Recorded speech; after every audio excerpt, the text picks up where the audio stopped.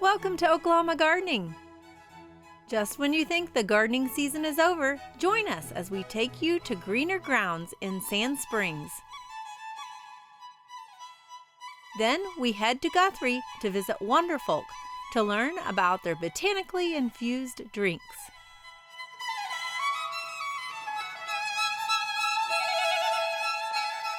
Underwriting assistance for our program is provided by the Oklahoma Department of Agriculture, Food, and Forestry, helping to keep Oklahoma green and growing.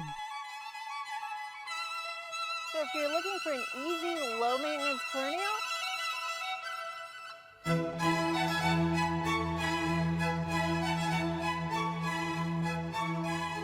have two different types of flowers on one plant.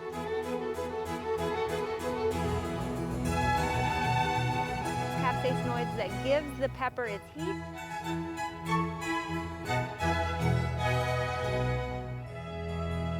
Today we are here at Greener Grounds just outside of Sand Springs, Oklahoma, and joining me is the owner and operator, Viktor Schulz. Victor, you got quite a commercial aquaponics and hydroponics operation here. Yes. Let's first start talking about the differences of aquaponics versus hydroponics. Yeah, different is we have fish and we have biofilter.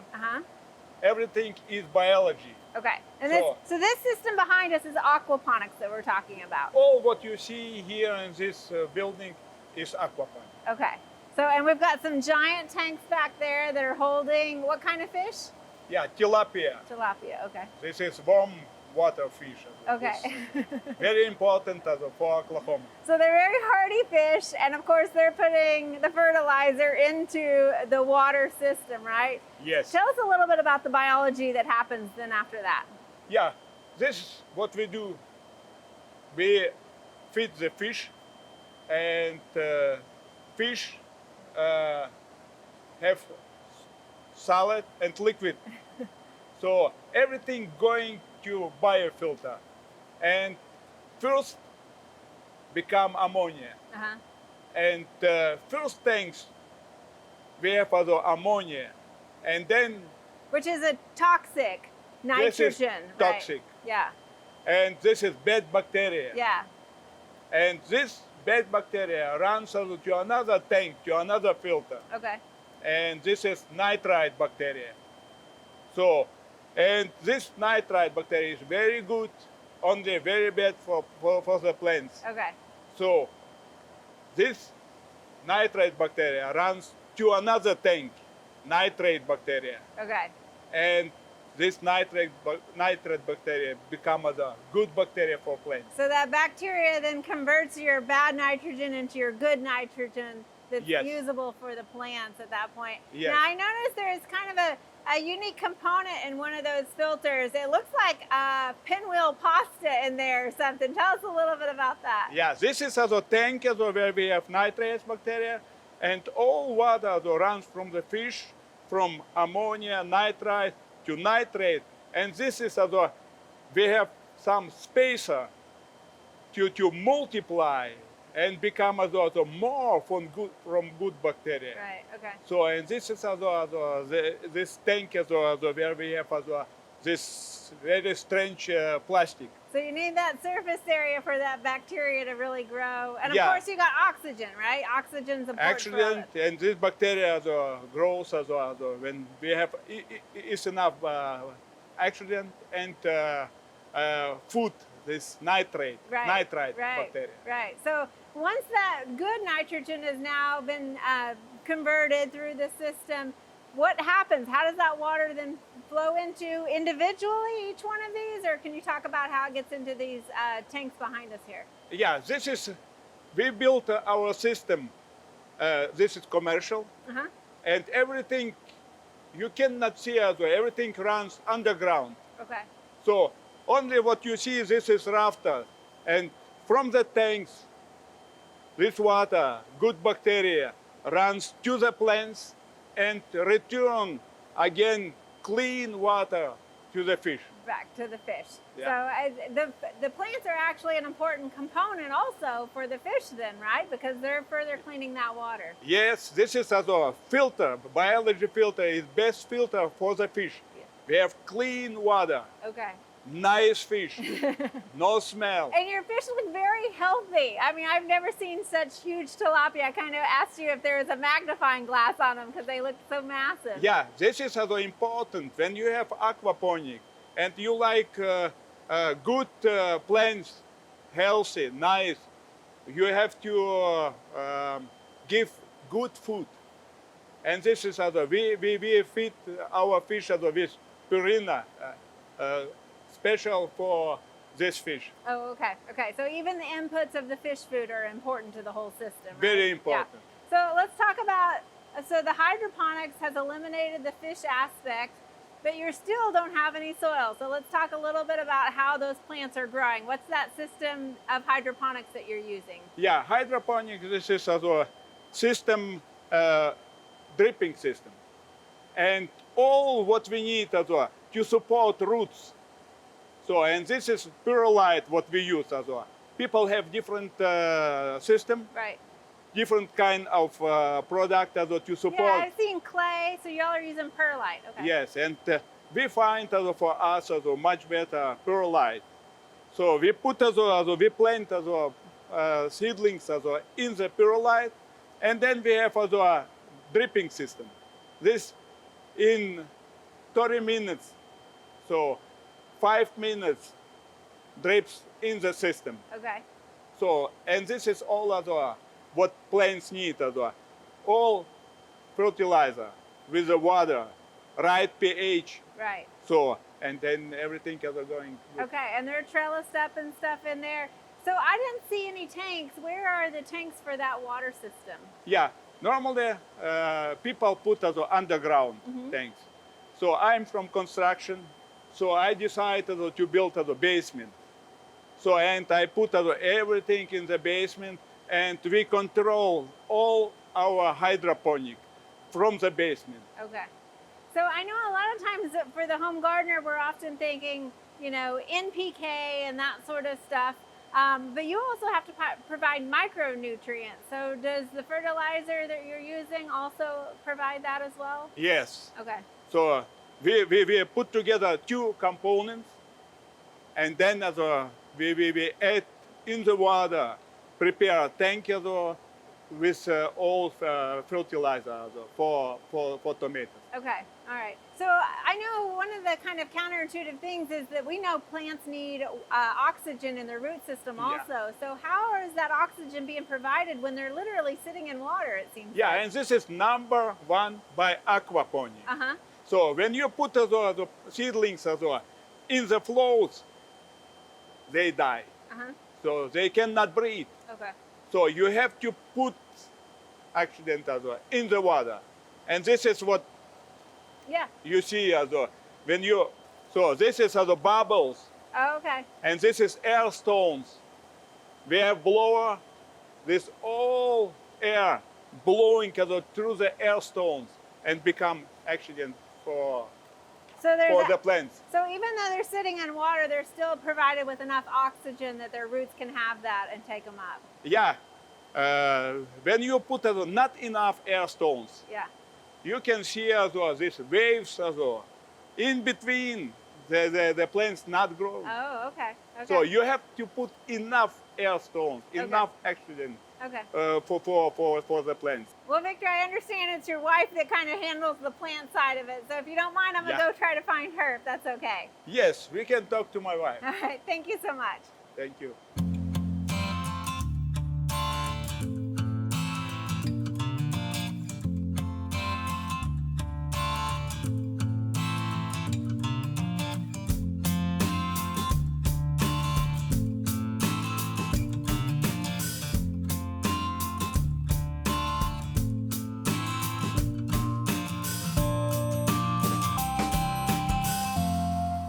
Hello, Irene.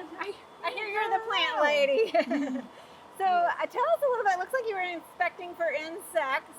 You've got a couple of crops here, it looks like. Do you guys have insects? I mean, you're in a controlled system here. Yes, but we still have sometimes comes in butterflies or Okay. we got caterpillar and sometimes white flies Okay. and thrips. So, Okay, yes. yeah, so you get insect pressure too. Let's talk a little bit about the two crops that you're growing here, tomatoes and lettuce, but there's some varieties in here. Can you share with us some of those different varieties that you're growing? Yes, in the tomatoes we have two varieties. We have the beefsteak tomatoes and the cherry tomatoes, but different kinds of cherry tomatoes. So we have a variety like alum tomatoes, call okay. them, because they all mix yellow, red, and Oh, very different nice. kind of. Makes your salad colorful, right? Yes, and yeah, the children like the very much them. So, and on the lettuce side of things, what all are you growing over there? We have every week we are seeding 6 varieties, and 5 of them we're changing Okay. constantly. Some of them, but we are seeding every week about 3,000 to 4,000 lettuce seeds, and then they grow up for a week. They're standing in the seedling room where it's controlled environment, so they have enough heat or warm Right. and humidity, so they sprout there. Okay. And then we put them out into the base. First in 120 holes, so it's not so much space taking away. And then we put them after a week again out into the bigger, all the other rafters. Yeah, so just like we would have to kind of up pot, a transplant, right? We would Yes, have to move it up transplanting, to yes. give it more room to grow. Yes, You're so- basically doing that on the floats to give them a little more Yes. spacing on there Yes, too. exactly, Okay. yes. So how long are they in production from when you start the lettuce seed through the finished product? So usually it's about 6 weeks. Some of them, like romaine, have a little bit longer, for 5 to 6 days. Okay. Take a So you've got romaine, you've got red and green leaf butter, lettuce. yeah, butter heads and crunchy And lettuces. Tell us a little bit about how you've organized those floats to make harvest a little bit easier. So we plant on the one side and put in and then we just push them forward.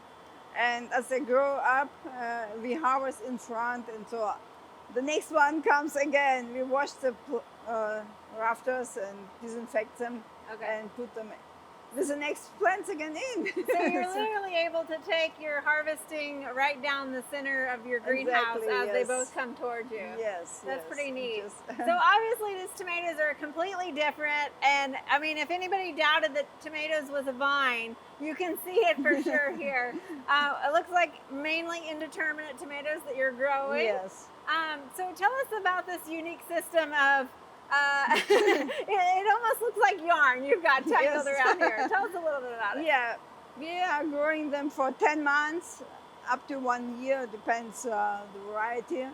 And we lower them every week for food down and lean them to the side as we prune them and So they're, things and- yeah, so so I won't have to reach up there.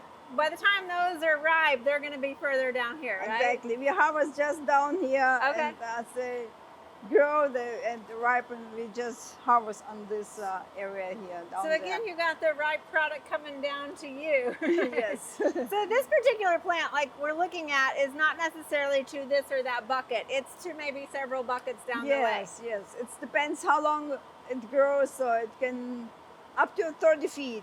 Okay. We have the trails here. That's fantastic. Well, they look very happy and healthy.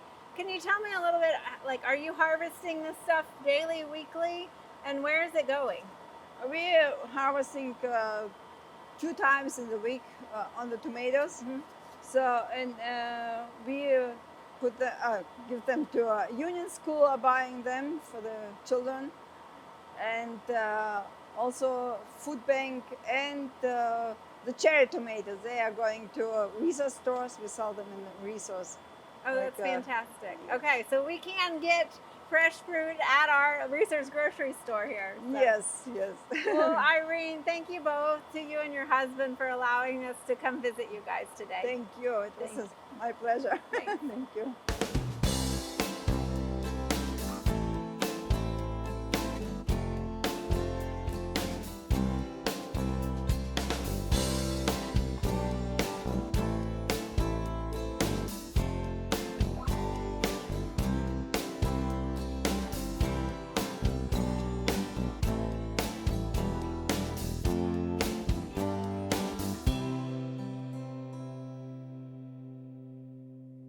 As we continue our series From Garden to Glass, we are in downtown Guthrie to visit the state's first distiller to learn how Wanderfolk is adding botanicals into their liquor.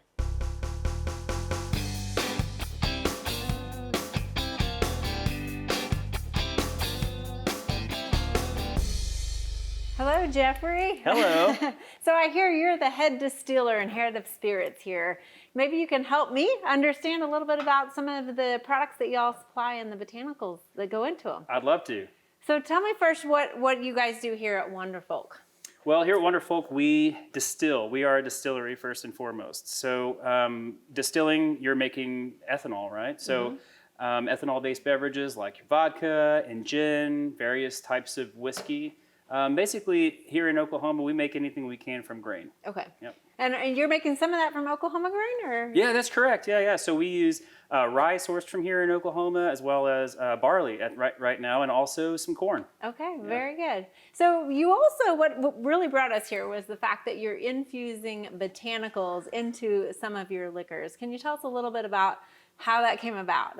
Totally, yeah. So as a matter of course for a distillery, we have to make money, and so we need to sell things that don't take a lot of time to rest. Like a whiskey takes years and years and years, and so in the meantime, what we like to do is sell products that don't require aging, such as vodka. Okay. But we also make gin, as you alluded to. So gin does require some botanicals to give it some flavor, some character in a house style. So we have various botanicals that we use, and the types of gin that we make are classic, and then modern styles as well. And then training, like the education is the best in the world that we can get. So awesome. Yeah. So I know I always thought gin comes from juniper and vodka comes from potatoes. Is that true or not?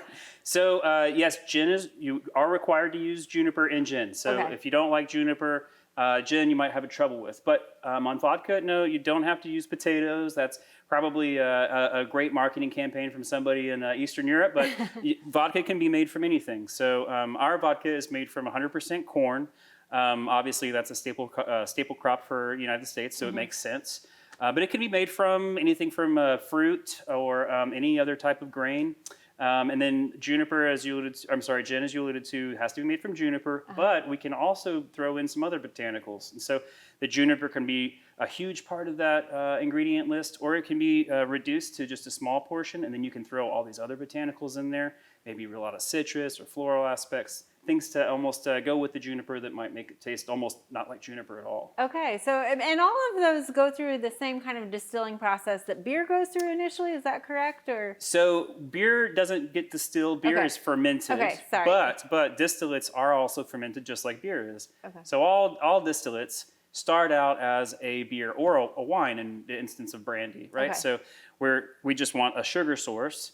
We're going to throw some yeast at it. The yeast eats the sugar, and you have alcohol, CO2, and heat as a byproduct. And as distillers, our job is to concentrate those ethanols, that alcohol, and separate it away from the solids and the color. And so what we're doing is, in distilling, just in a very, very brief synopsis here, we take beer, we put it into a pot, we heat it up, and then we collect the hot vapor that is expelled, similar to like a tea kettle ejecting steam out of the little whistle. Okay. We collect the steam and we allow it to condense into a liquid, which is a higher concentration of ethanol and some flavor. Okay. Yeah. All right. And so then at what point do the botanicals go into this process? So after we do that first distillation where all the grain and everything is separated from the actual concentrated alcohol, we'll take the alcohol and blend it with some botanicals at about it'll be like a 50% alcohol, 50% water.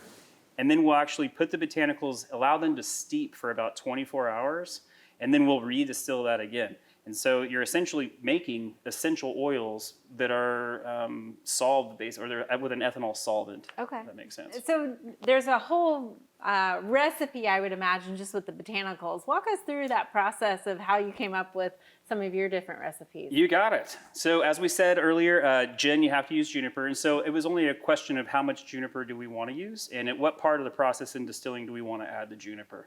And so we throw the juniper into the recipe. We'll say like for Garden Society, right? So for Garden Society gin, we wanted to make an American style gin, or what we call a contemporary gin, something that's not as in your face with the juniper. So we reduced the juniper to about 10% of the total ingredients list. And I wanted to throw some things in there that I really kind of personally liked. So I like black pepper in my distillate. And so I found a pepper. It's grown in Tasmania. It's called mountain pepper. It's very, very interesting. It's not been used in distillates that I know of. We had to get FDA approval to actually use it even. Does it smell? Can I smell it? It does. But actually, you might want to crush it up a little bit to actually get a really nice smell. And I'm going to grab a couple others here too. But it just looks like peppercorns, so. Yeah. So in Tasmania, this is almost like a black pepper substitute for them. We don't think it's cultivated. I'm pretty sure it's all harvested wild. Right now, I don't know that it's even been attempted to cultivate it. Okay. But also, we use some citrus notes. So for our citrus, we wanted to use orange peel, lemon peel, and yuzu powder. Okay.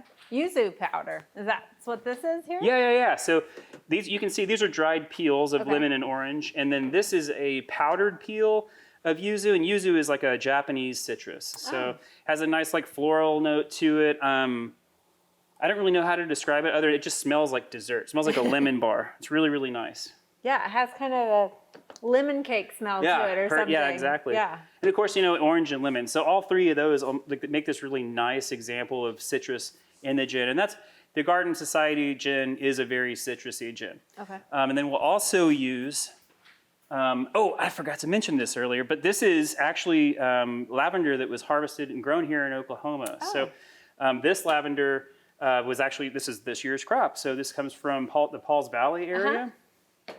Really, really nice stuff. Very nice, yeah. So the floral, the citrus, the pepper, in with your traditional gin flavor, that's really what makes Garden Society. Okay. That's that style, if that makes sense. So kind of a fresh summer flavor, I would think, with all the citrus. Absolutely, yeah. So there's not as much like baking spice in that one. Right. But the other gin that we make, I'm going to set these to the side if that's okay. So the other gin we make is called Prairie Wolf. And so we've been making Prairie Wolf for 10 years. This has been something that we've been producing for quite some time.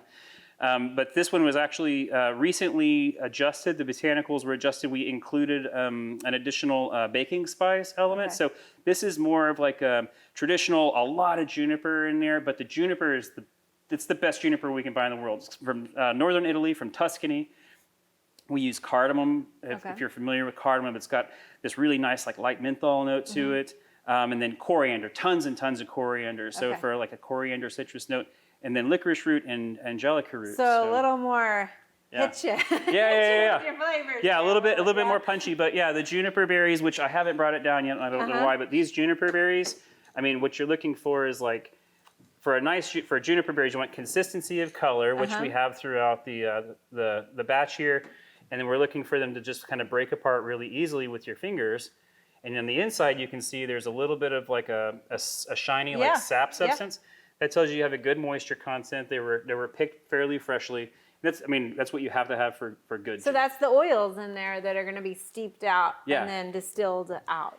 Totally, yeah. Okay. So you are making basically like a alcohol essential oils. So it's almost like a perfume you can drink. Okay. Well, and do you have a third one? Oh yeah. So we also, for the folks that aren't super into juniper, I made this gin that's not a gin. Okay. So there's no juniper where it's harmed in the making of this. But we use California lime peel, a lot of this Tasmanian pepperberry again, and then lemon verbena, which I'm sure you're familiar with lemon verbena. But it's one of my favorite things to distill with. It really doesn't take much. And I mean, who? So it's the leaves that you're using. Yeah, it's just the leaves. Yeah. It's one of my favorite things. Anyway, so very, very simple recipe for this, and it's fantastic. It goes any cocktail you would put gin in, you can just replace it with this. Well, Jeffrey, thank you so much for sharing this with us. I think it's fascinating how you're using Oklahoma products through the fermentation and this distilling to create an Oklahoma product right here in Guthrie. Thank you all for sharing this with us. Thanks for coming and visiting.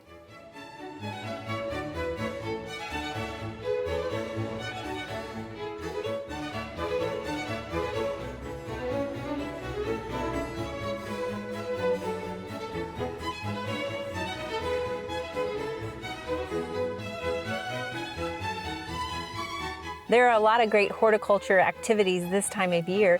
Be sure and consider some of these events in the weeks ahead.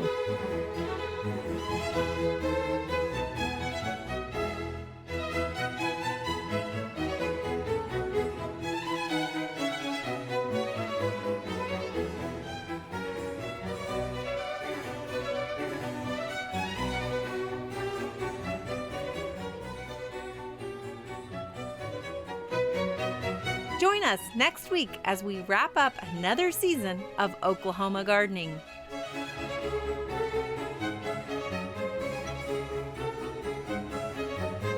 Well, Victor, I would love to talk to your, should I just say, products, to using Oklahoma products in the process to get our finished product. Could I say products any more times?